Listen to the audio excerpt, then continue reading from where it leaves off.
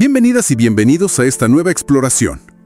Hoy nos metemos de lleno en un material que es, la verdad, bastante íntimo y desgarrador. Es un testimonio que se llama El precio de la ausencia y la percepción social. Vamos a analizar un poco ese dolor tan profundo, ¿no?, que viene de la ausencia familiar. Y también cómo la percepción de los demás, sobre todo la que tiene que ver con la plata, con el dinero, puede marcar, incluso romper relaciones. Al menos, claro, desde la mirada del autor. Lo que tenemos es, bueno, una reflexión en primera persona, muy directa, muy cruda. Se nota que hay heridas ahí, abiertas, y una búsqueda casi desesperada de porqués. Nuestra tarea hoy va a ser desarmar un poco esa carga emocional tan fuerte y ver cómo el autor conecta eso que sintió, los juicios sobre su situación económica, con sentirse afuera, excluido de la vida de sus hijos. Vamos a usar sus propias historias, que son, la verdad, impactantes, dolorosas. Entiendo el peso que tienen sus palabras, porque es fuerte. Él escribe algo así como: hace 17 años, 3 años después de que dejé de vivir con ella y sus hermanos, mi hija mayor, Agustina, cumplió 15. No estuve. No fui invitado. Y sigue. Hace solo unos días, Valentina, mi hija más chica, se casó. Tampoco estuve. Tampoco fui invitado. Esa repetición, ¿viste? Tampoco estuve, tampoco fui invitado. Es como un golpe. Otra vez. Y otra vez. Es imposible no sentir ese vacío que él quiere transmitir. Esta es una manera muy potente de empezar, ¿no? Y lo que me parece revelador, y bueno, obviamente doloroso, es cómo él describe el tiempo que pasó entre esos dos momentos. El cumple de 15 y la boda. Usa una palabra: desierto. 17 años. Y fíjate que no dice con altibajos o momentos difíciles. No. Habla de un vacío total, en relación a los momentos importantes de sus 4 hijos. Y recalca: ninguno. Ni uno solo. Eso te da una idea de ausencia total, ¿no? De sentirse ajeno, como si hubiera estado perdido en, no sé, en un páramo emocional mientras la vida de ellos seguía. La palabra desierto es muy gráfica para ese aislamiento. Exacto, un desierto. Casi 2 décadas. Es tremendo. Bueno, para entender un poco más quién es él, el autor se presenta. Dice: soy Pablo Mera. O Pablo EMG, como me dicen algunos, o Trompo para los amigos de antes. Y tira algunos datos más light, digamos. Le gusta Metallica, Oasis, jugó al rugby, es aplosaf, tiene podcasts. Son como pinceladas para mostrar a la persona detrás del dolor, ¿no? Más humano. Sí, y es interesante cómo eliges esos detalles. Pero lo más importante viene después, creo yo, más allá de la música o el deporte.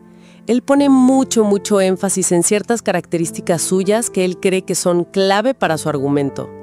Dice y lo afirma fuerte: no tomo alcohol, no fumo, no consumo drogas. Y recalca algo que es vital si hablamos de una separación familiar. Dice que nunca fue ni va a ser violento en casa. Se describe como buena persona, como un padre cariñoso, un amigo leal. Incluso mete a su pareja actual, Bunny, con la que está hace más de 15 años. Dice que ella confirma esa imagen con su amor. O sea, construye un retrato de sí mismo que choca de frente con la idea de alguien que merecería quedar afuera. Justamente, ahí está el punto. Y ese contraste es lo que lo lleva a la pregunta clave, la que parece que lo persigue en todo el texto. Entonces, ¿por qué? Si él se ve así, como dice, sin adicciones, sin violencia, sintiéndose valioso, querido por su pareja actual, ¿qué explica esa desconexión? Esa ausencia que él siente que le impusieron en momentos tan importantes. La pregunta queda ahí, flotando, pura angustia. Es muy directa. Apunta a una sola cosa externa. Él mismo dice que es dolorosa, amarga, pero inevitable. Su conclusión: que la razón de que lo excluyeran es la percepción social, lo que la sociedad piensa que es ser alguien. Y para él, en su experiencia, eso está totalmente atado al bolsillo, al estatus económico, al dinero. Es una conclusión, bueno, muy fuerte. Y quizás, no sé, como un modo de procesar el dolor. Simplifica mucho las cosas, ¿no? Porque las relaciones familiares rotas suelen ser más complejas. Hay emociones, historia, comunicación, muchas cosas en juego. Sí, pero él siente que es eso, el dinero. Y de hecho, desarrolla la idea de una forma muy armada, casi como categorías de juicio social, todas basadas en la plata y en qué trabajas. Es como si hubiera hecho un mapa de las etiquetas que sintió que le pusieron. Lo describe más o menos así.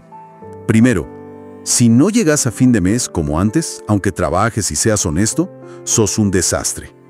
Un fracaso con patas. Segundo, si más o menos te alcanza, pero tu trabajo no es el clásico, no sé, sos independiente, creativo, algo distinto, entonces sos un mantenido. Creen que vivís de otro, dice él.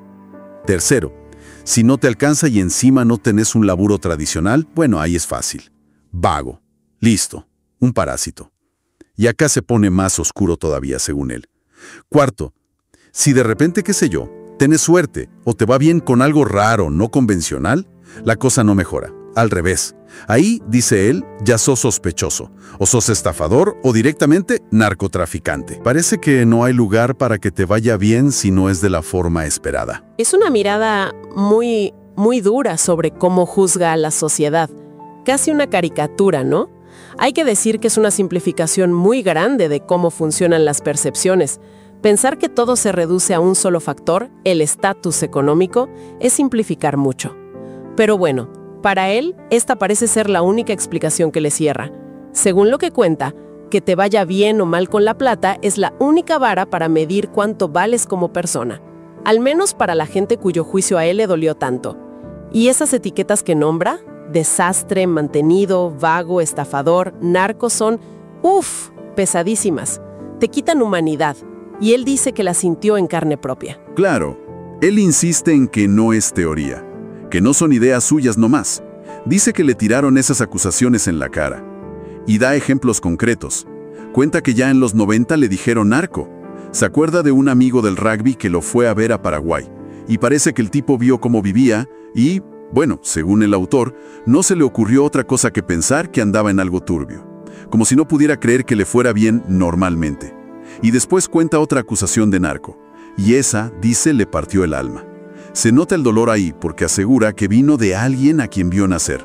No dice quién, claro, pero esa frase te sugiere a alguien muy cercano, de la familia quizás, lo que hace que la acusación sea 1000 veces más dolorosa, ¿no?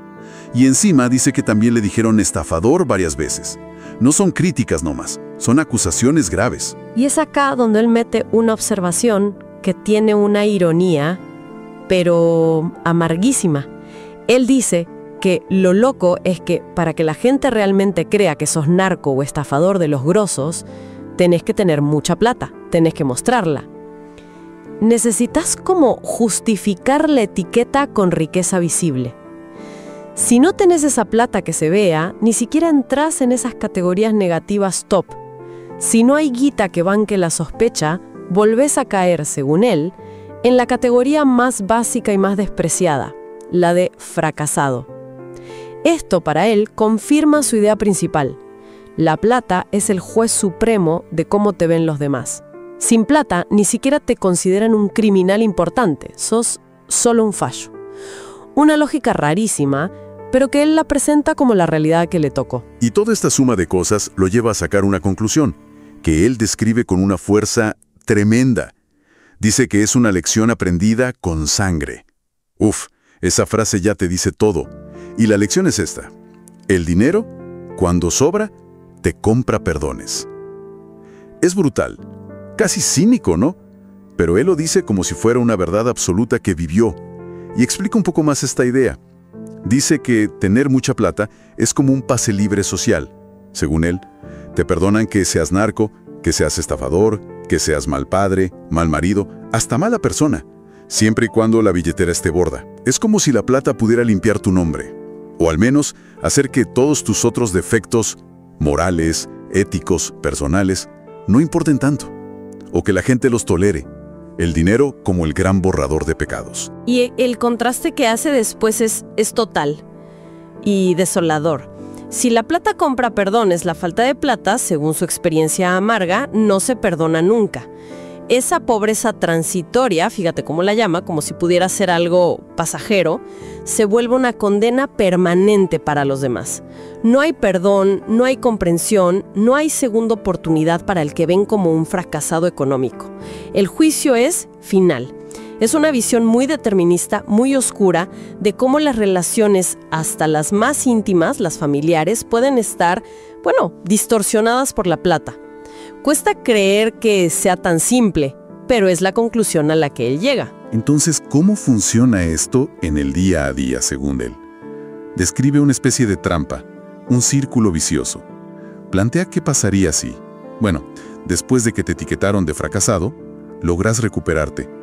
Volvés a tener éxito económico. Quizás ahí conseguís ese perdón temporal que da la plata. Pero, y acá viene lo más triste, al toque podrías volver a escuchar las mismas etiquetas de antes, narco o estafador. Es como si cualquier éxito que no sea el normal o que venga después de una mala racha, ya fuera sospechoso por definición. No parece haber una salida limpia. Que te vaya bien de nuevo no te da paz, te trae otra ronda de juicios. Es una trampa de percepciones atada a la fortuna, dice él, sin importar lo que hagas, tu esfuerzo o tus intenciones reales. Al final de todo este recorrido, por lo que él cuenta, lo que más queda sonando es ese dolor del principio, ¿no? Ese dolor hondo casi, que no se puede medir, de sentirse borrado, invisible en la vida de tus propios hijos. Pero lo que lo hace más fuerte, lo que lo saca de lo puramente personal, es cómo él conecta eso, esa experiencia tan íntima y terrible, con algo más grande, algo social. La forma en que él sintió que la sociedad mide cuánto vale una persona casi solo por la plata, por el estatus que se ve. Un prisma que distorsiona todo. Y entonces, esas ausencias que conté al principio, con esa emoción tan fuerte, la del cumple de 15 de Agustina hace 17 años y la de la boda de Valentina hace poquito, ya no son solo eventos perdidos, se vuelven símbolos muy potentes y dolorosos de esa exclusión total. No es solo no estar en la foto o una silla vacía. Para él, son la prueba final de cómo cree que vieron y juzgaron su situación económica cambiante. Ese es el precio que él siente que pagó, un precio altísimo.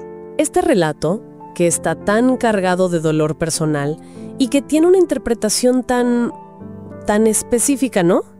Tan centrada en una sola causa, inevitablemente nos hace pensar. Nos abre una puerta para reflexionar a quienes escuchamos esto. Más allá de si la conclusión del autor es universal o no, su experiencia nos plantea preguntas importantes. Sobre nosotros mismos y sobre la sociedad. ¿Hasta qué punto dejamos que las presiones sociales, eso que nos dicen que es tener éxito con la plata, moldeen cómo juzgamos a los demás? ¿Cuánto peso le damos realmente al estatus económico, al tipo de trabajo, a lo que se ve cuando nos formamos una opinión de alguien? Y quizás la pregunta más de fondo sea, ¿cuánto pueden esos juicios, que a veces hacemos rápido y por las apariencias, tapar o ignorar otras cualidades? Cualidades humanas que quizás son mucho más importantes. La integridad, la bondad, la lealtad, la capacidad de querer, el esfuerzo, la resiliencia para levantarse. ¿Cuál es el costo real de poner esas etiquetas económicas tan simples? Un costo no solo para la persona juzgada, que se siente aislada como el autor de este testimonio, sino también para el que juzga, que quizás se pierde de conocer y valorar a alguien por lo que es de verdad, más allá de cuánto tiene. Es sin duda un tema complejo, delicado, donde la plata, la percepción social y los afectos más profundos se mezclan de formas que pueden causar, como vemos acá, un sufrimiento enorme. Algo para pensar, ¿no? Para pensar bien.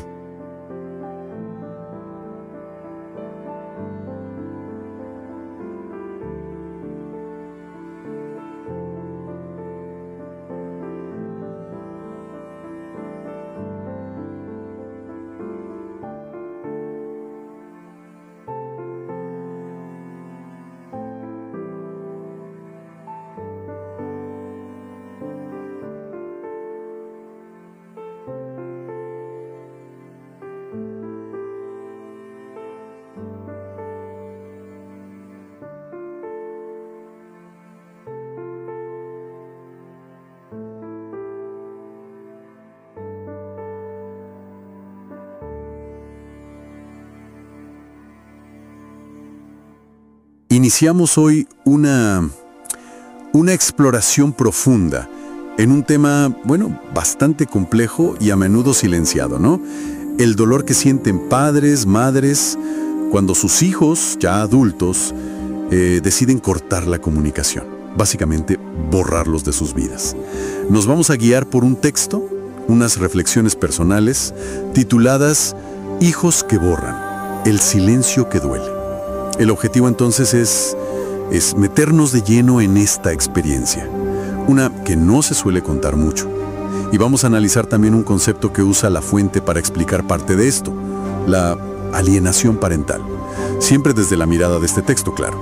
Queremos entender un poco qué siente, cómo lo vive ese padre o esa madre que se siente, bueno, borrado.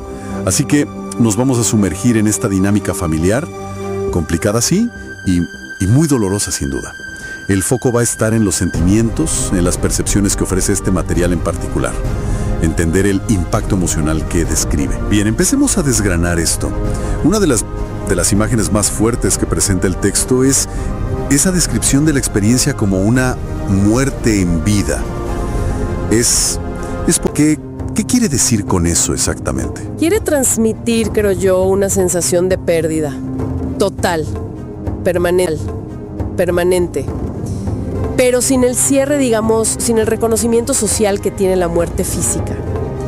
El texto lo contrasta mucho con una pelea, con un conflicto abierto. Una discusión, aunque duela, bueno, implica que hay conexión, ¿no? Que hay algo ahí. Una relación tensa, pero existe. Pero este silencio, el que describe la autora, se siente frío, cruel, definitivo. Y usa una comparación muy visual, ¿cierto? La de ser borrado, con una goma de borrar de esas escolares prolijas sin dejar rastros. Es casi clínico. Exactamente. Esa imagen lo que hace es subrayar la sensación de inexistencia. De que no solo se corta el lazo, sino que se intenta anular el pasado, la historia. Lo que lo hace tan devastador, según argumenta la autora, es esa falta total de cierre. No hay un funeral, no hay un ritual social para el duelo. Es una pérdida ambigua, no reconocida. Entiendo. Entonces es como estar atrapado en una especie de limbo emocional constante. En cierto modo, sí. El texto habla de convivir con fantasmas. Y no se refiere a fantasmas literales, claro. Son esas presencias ausentes que atormentan. El fantasma de la relación que fue, ¿no? Idealizada o no, pero que ya no está. El fantasma de lo que pudo ser, los futuros que no van a pasar, los nietos, las fiestas y quizá el peor, el fantasma de la charla pendiente, de la explicación que nunca llega, el porqué que queda ahí, flotando. Claro, se entiende perfecto entonces el desgaste que describe, ese agotamiento, ese cansancio que rompe de a poco, dice. No es un golpe, es una erosión. Precisamente, es el peso de no saber, de la pregunta sin respuesta, del rechazo que no se explica. Es una herida que no cicatriza, porque se reabre todo el tiempo, con la ausencia, con el silencio. El texto lo pinta como una carga emocional enorme, que agota. Y bueno, en ese intento de encontrarle algún sentido a este silencio tan doloroso, el material introduce un término específico: alienación parental. Hay que aclarar, ¿no?, que lo presenta como una posible interpretación que ofrece la autora, desde su perspectiva. ¿Cómo describe este mecanismo? Lo describe como un proceso bastante insidioso, a largo plazo. Uno de los progenitores, por distintas razones que el texto también explora un poco, va instalando sistemáticamente un relato único en la mente del hijo. Este relato generalmente es una narrativa muy negativa hacia el otro progenitor. Se lo pinta como culpable, como dañino, como alguien que no merece ni amor ni respeto. Y de tanto repetirlo, de filtrar todo por esa lente, esa versión se convierte en la verdad para el hijo. Suena una manipulación muy profunda, que se construye durante años. Lo es, según esta perspectiva. El texto recalca que no es necesariamente un solo evento traumático, sino una influencia constante, a veces muy sutil, que va moldeando cómo el hijo ve las cosas desde chico y a veces sigue hasta que es adulto. El fin, implícito o no, es romper el vínculo con el otro padre o madre. Y acá es donde la cosa se pone realmente compleja. El texto señala la dificultad enorme, psicológica, que tiene el hijo adulto para cuestionar esa narrativa. ¿Por qué es tan difícil según lo que leemos? Porque hacerlo significaría una reestructuración interna, emocional y cognitiva muy dolorosa. El texto detalla varias, como realizaciones devastadoras que tendría que enfrentar ese hijo. Primero, reconocer que creyó mentiras o una versión muy sesgada de las cosas. Segundo, admitir que rechazó, quizá de forma muy cruel, muy injusta, a un padre o madre que a lo mejor sí lo quería y no merecía eso. Y tercero, aceptar la verdad, también muy dolorosa, de que fue manipulado.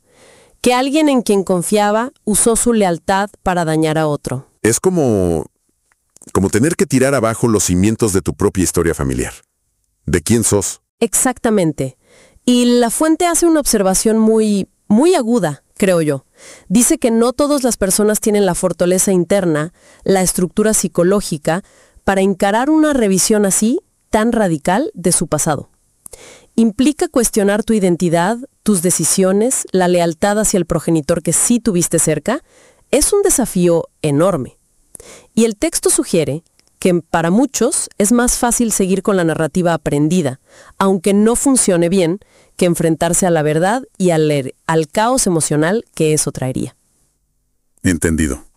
Ahora, más allá de la alienación parental como una posible explicación, ¿el texto explora otras motivaciones? ¿Otras razones por las que un hijo adulto podría tomar esta decisión de borrar a un progenitor? Sí, lo hace, aunque siempre desde esta mirada de dolor y extrañeza del padre o madre afectado, ¿no? Se plantea preguntas casi como pensando en voz alta. ¿Será falta de amor? ¿Habrá conveniencia? ¿Una mezcla? Menciona la posibilidad de que algunos hijos se alineen con el progenitor que les da más comodidad material, o beneficios, o una sensación de seguridad, sea real o no. Como una especie de cálculo pragmático. Suena un poco frío, pero... El texto lo desliza como una posibilidad, sí, aunque no lo afirma con certeza. También plantea que a veces simplemente la alineación se da con quien controló la narrativa desde el vamos, con quien sembró ese relato único de forma más efectiva. No siempre es una elección consciente y malintencionada en la adultez, sino la consecuencia de algo que se armó mucho antes. Y acá entra otra reflexión interesante del texto sobre la adultez misma. Sí, toca un punto que es muy frustrante para los padres en esta situación. La diferencia entre la edad adulta y la madurez emocional. Existe, según el texto, como una fantasía o una esperanza paterna o materna. Cuando sean grandes, cuando tengan sus hijos, van a entender. Esperan que la madurez traiga empatía, perspectiva, quizás un diálogo reparador, ¿no? Aunque sea para discutir las diferencias. Pero la realidad que describe la fuente es otra, ¿no? Es una realidad dura, como se expone ahí. Esa comprensión no siempre llega. Ser adulto no garantiza tener la capacidad o las ganas de revisar el pasado, de cuestionar tus creencias o de empatizar con el dolor del padre o madre rechazado.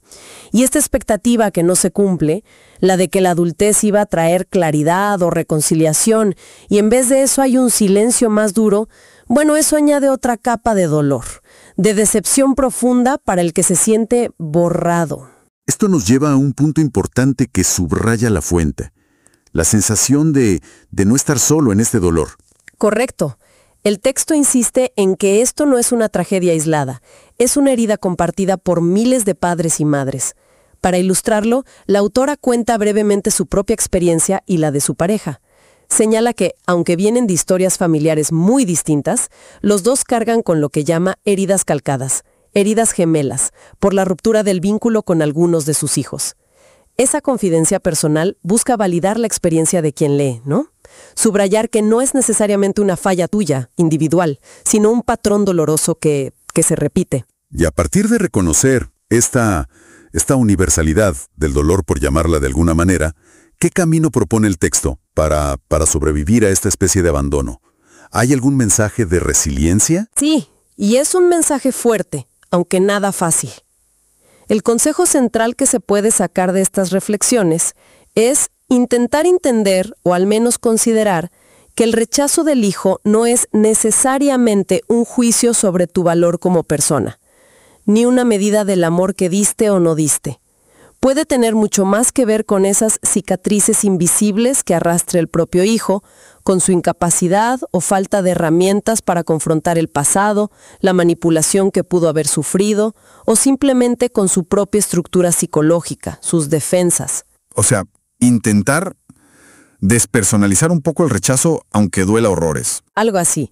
Es un esfuerzo para proteger la propia autoestima, para no caer en un pozo de culpa o de autorrecriminación sin fin. El texto llama a seguir de pie con el corazón abierto, pero hace una aclaración clave. No se trata de tener el corazón abierto para mendigar amor ni para esperar pasivamente que vuelvan, porque quizá nunca pase. Se trata de no permitir que el resentimiento, la amargura, las ganas de venganza o la desesperación te controlen y te destruyan lo que te queda de vida. Es más una postura de autocuidado y dignidad frente al dolor. Exactamente.